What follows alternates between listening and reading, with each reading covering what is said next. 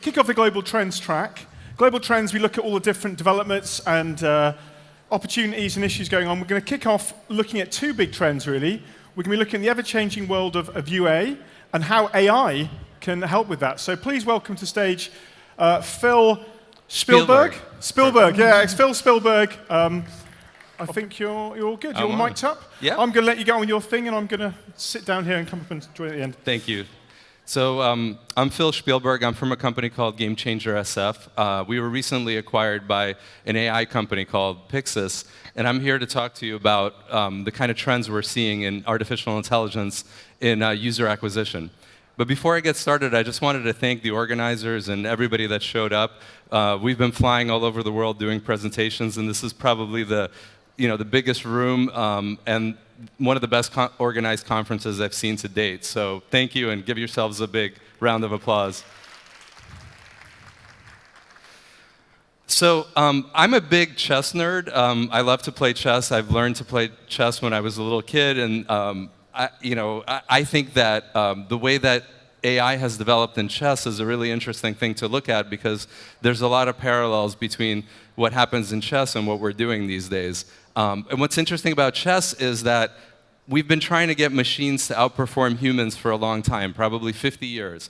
And back in 1997, we crossed an interesting threshold where IBM's Deep Blue finally beat a world champion, beat Kasparov.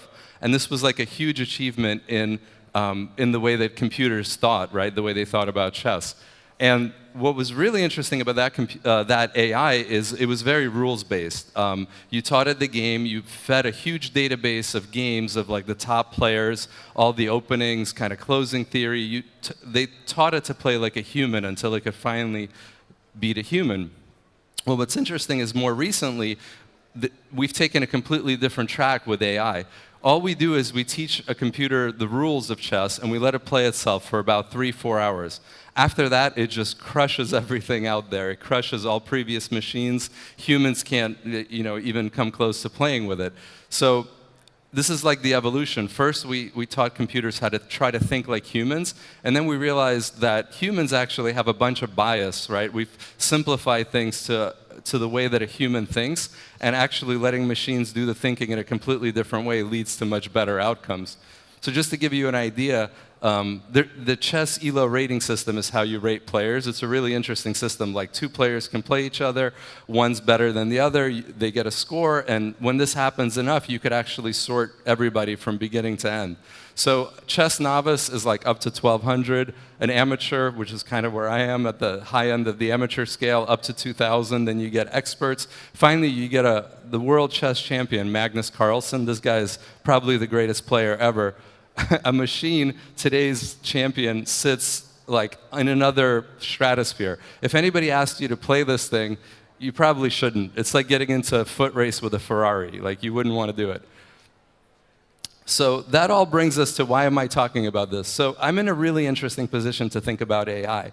I started a company called GameChangersSF, and we were a marketing agency working on getting users for games, for user acquisition, among other things. So, making ads, doing data science, kind of all the services around that. We were acquired by an AI company about 6 months ago, and we started to blend AI into our work. And we have a very interesting comparison of like how humans work and how do machines work in this area of getting users into games, user acquisition. So interestingly, AI in user acquisition is a lot like AI in chess. A lot of it is mathematically solvable, right? But in a different way than it is for humans. So early AI was exactly like chess AI. We set some rules, like this is the maximum CPI, this is the budget, this is where we want to spend it, these are the countries, and then the machine kind of worked within these limitations. Well, today, we still put in a few rules. We don't want it to go spending $1 million in a day. We set some boundaries, but we largely let the AI figure out what it can do. So the more freedom you give it, the more interesting results it comes up with. And so today's AI is very much self-learning. It just starts with the minimal information it needs to function, and then from that, it starts thinking about things by itself. So what do I want you to walk away with today? If you get nothing else, these are the 3 things I want you to know. So first of all, in marketing today, you should be absolutely implementing some kind of artificial intelligence, because that's what the top companies are doing these days. So if you're doing everything manually, it's like you're racing Ferraris on foot. You don't want to be doing that. But this doesn't mean that humans aren't involved. In fact, I think the human work now is much more interesting. We get to think about creative, we get to think about strategy. I'll talk about it a little bit later. But I think it makes the marketing work much more interesting than it was when we were just doing kind of math. And then finally, I'm going to talk a little bit about where I think AI is going in the future, because we're getting into some really, really interesting things and what I think is going to be happening in the next 5 years. So a little bit of, why do I think AI right now why is now the time to get into AI? Well, first of all, it used to be that whenever you put in technology into your games, you needed SDKs. It was like the development team had to get involved. There were kind of trade-offs and things like that. Now it's completely codeless. Like ours, for example, is a web, like a Chrome plugin. So you don't really have to put anything in the game. It just sits above your marketing stack. So it's pretty easy. Next, sorry, does this go only one way? Oh no, there's another button, okay. So we're getting a 20 to 80% ROAS improvement. So I'll get into this a little bit later, but on channels where we can implement AI, which isn't every channel, these are channels where you can control networks via API. This is where AI shines, right? And here we're just seeing a huge improvement over what humans can do. And I'll tell you a little bit about why that is. And then finally, as in chess, right? In chess, we found out that if we programmed a bunch of rules and then let computers play, they actually played with a human bias. Once we take away that human bias, they actually, play chess completely differently. They make moves that we thought for centuries were bad moves, but they turn out they're actually pretty good moves. It's just humans needed to simplify things. That actually happens all the time in marketing. In games for years, I've been in games for long enough where we thought, oh, our games are played by 18 to 45-year-old males, right? We know now that's complete, that's nonsense, right? It's just we were being lazy or we were simplifying. So that's not really how we want to do things. So just as an example, this is one game that we took. We had an 8-year-old RPG game, and we were having one of the best user acquisition teams in kind of the industry working on it, doing a really good job, doing everything the way you're supposed to. We took a few channels away from it, Google and Facebook, and we plugged in AI and let the AI manage it. Well, the results, looking at 30 days prior, 30 days after, 3-day ROAS, they improved by 62%, which was like, at the time it was pretty impressive, but that's, we've been doing it with a bunch of games and we're seeing this is pretty typical. And I'll tell you why that is in a second. Finally, again,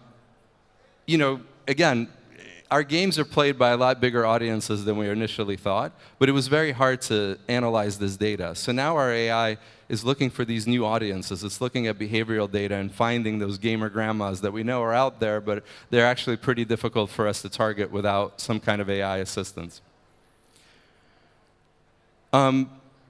So what does this all mean for humans, right? Is this the end of marketing jobs and user acquisition in games? The good news is it isn't. We've actually grown our team, and the work has gotten a lot more interesting.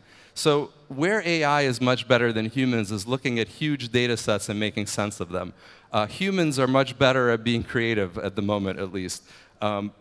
Humans are better at thinking about the overall strategy. Like, you're not just going to tell AI to go make a marketing plan and figure out how to do PR, how to make how to make content for TikTok, for example. Like, these are the kind of things we want our marketing teams thinking about. We don't want them thinking about, oh, should I be acquiring users in Jordan or England?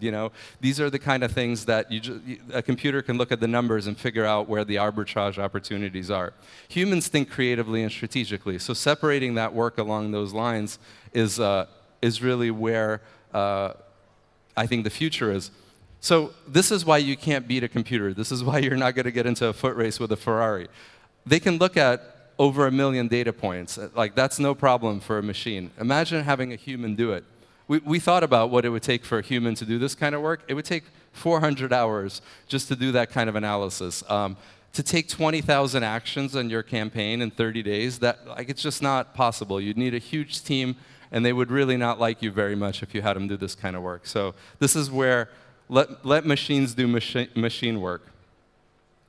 humans, right? Better strategy, like how should we be positioning the game? What are the main messages? How do we attack new channels like TikTok and Snapchat and whatever else is going to emerge in the next couple of years? How do we make better ads? We're not going to use the same ads for Facebook as we are with TikTok. These are the things we want our marketers thinking about while the machines are crunching all those crazy numbers. So that's where I think we are today. Where are we going, right? So today, Pixis, for example, we have these 3 AI modules. Most of what I'm talking about is actually called governance AI. This is what figures out like which channel should we be spending money and how much, which audience should we be spending money on. So if it does kind of that day-to-day budget allocation, bid management, like how much should we bidding, it does a great job of that. Targeting AI is, finding the gamer grandmas. So it looks at behavioral data and figures out what the audiences look like and where we should be going. Creative AI, it's actually very interesting. It's pretty new. It's in retail, it's being used quite a bit. We can generate interesting images using product images. It's not really ready for prime time in games because we're much more video-based. So AI is not really creating that stuff yet. And it's not capturing gameplay and things like that. So creative AI is kind of part of gaming's future, but we're starting to see it. But here's what I think is gonna happen. So when we make creative, for example, today, we have to spend a lot of money testing that creative. We show a bunch of ads to a bunch of users, and we figure out which ones are performing the best. It's very expensive, and it's very time-consuming. I actually think where we're going is AI that's going to mimic consumers. So we could show AI ads, and the AI can figure out which ads are going to perform best. We're obviously going to test the AI, put it in a market, and see how it works. But think about the amount of money saved on testing creative and the amount of time saved, not having to wait a week, 2 weeks to figure out which of your creative is doing the best job. I think that's something I'm really excited about. And it's coming, ad creation, right? We're already seeing things like DALL-E making some really cool static images, but it's not. Games are much more complicated, so we're not quite there yet. But imagine you plug in AI into your game engine. It can and it can figure out exactly which moments are the best in the game to show consumers. Like, what's the emotional choice? What's the emotional content? Right now, when I make ads, we have somebody capture gameplay. We show it to the development team. They go, "Oh, that's not really the best. Like, why don't you capture this?" It's very inefficient. So we can be really smart about implementing AI to figure out exactly what are the most impactful and meaningful parts of our games. So I think we're going to see very sophisticated ad creation. And again, I still think it's going to be collaboration between humans and machines. But maybe you won't need the development team to capture gameplay for you anymore. You could have AI do it. Like, I know for marketers, this is one of the biggest challenges. Like, is the team going to work on capturing stuff for marketing, or they're going to work on the game? Well, the answer is always work on the game, right? And the marketers are just kind of doing the best they can with what they get. I think AI is going to be pretty powerful in changing that. So almost every image you see in this presentation was generated by creative AI. I didn't have artists come up with any of it. And you could see, Gamer Grandma is probably my favorite. That was completely created based on text input. The one that I didn't get was remember that pyramid of chess players? I asked the AI to make a pyramid of chess, and it just came up with some nonsensical stuff. So you could see we're not 100% of the way there, but we're probably with static stuff, we're about 95% of the way there. That was the thing I had humans create, because otherwise I'd be showing you this. All right, so let me just come back to the 3 takeaways. So now is the time to be dabbling in some kind of AI to help you do your job, because you're going to be competing with AI out there if you don't. AI is making work for humans much more interesting, much more rewarding, and much higher value for companies. And finally, the future is really exciting in AI. I think we're going to do some really interesting things. So that's my presentation. If you guys want to come talk to us about this in more detail, we have a booth out there. You can come tell me I'm crazy, or you can come find out. Tell me what you're working on. I'd love to hear it. Fantastic. Thank you very much. Thank you. Is this on? Does anybody have a question? We have microphones. Does anybody have a question about AI? There's a question there. Where's my lovely assistants with microphones. There's a man here with a question. Hello? There we go. You got it. Can you get a mic to him? There we go. Over here. There we go. Cool. We've got time for a couple of questions, then we'll crack on. First of all, thank you for what you've said. Second, I want to ask, won't that take our jobs as game developers? Sorry. Like making the AI make the game. Will they take over jobs as game developers? He's worried about employment. It's a No. very good question. This is always the first question. Marketers ask that, so I completely understand. So I'm not, I'm from a game development background, but I'm not in game development today. But I'll give you my opinion on that. I actually think you'll be doing more interesting work and giving the AI like lower level busy work. That is going to be the first stage. That's how it looks in marketing. We're not taking jobs away. We're usually adding jobs. So I think and I hope that your job will actually be more interesting. Okay, thank you. That's good. We got one more question. There's another question. Yeah, behind. Just there we go. What was another? It's not going to decrease the amount of jobs. Oh. Okay. Yeah, I can hear you. Go ahead. If it's not going to decrease the amount of jobs, I would imagine that there's going to be a flood of content from everybody, since everybody's going to be using AI, which is kind of scary to me because I can't imagine how fierce that competition will be. Can you tell us more about what you think of that? So first of all, we've had a shortage of qualified people in user acquisition work for a long time. Most companies that we work with have 3 or 4 positions open at any given time. So actually being more efficient is going to come closer to filling that. So we're nowhere near where we've like topped out in jobs. On the content flooding, that's an interesting question. I've thought about this too. The number of impressions, right? The number of ads we can show is somewhat fixed. And unless we have robots viewing ads, which we don't want, right? I think the amount of content's ultimately going to have to be roughly the same. I think what's going to happen, and that's why I was talking about AI to test stuff before you put it in the market. I hope what we see is higher quality ads, more relevant to users.